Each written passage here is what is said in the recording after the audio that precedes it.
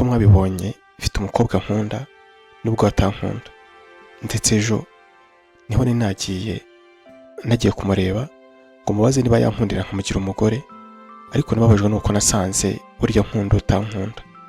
Padi rwose maze iminsi mbitekerezaho ku buryo ubu ngubu bamwana byaba byiza mishe kamwe nkareka rwose gukomeza kubeshya abantu ko ni padiri kandi mu mutima atari ko biri. Gusa ncibwa intege n'ubundi nuko ntawe naba nsanze, kuko nifuzaga kuzagira umugore yambwiye ko bitashoboka. Nk'uko wafashe akanya ugatekereza witonze ubwo wajya gufata umwanzuro wo kwiyegurira Imana, n'ubu niba ushaka kubihagarika byaba byiza ugafashe ukareba niba impamvu ishaka kugutera kureka izi nshingano ikwiye. Ndamukunda kandi nananiwe kubyikuramo nk'uko yabigenje.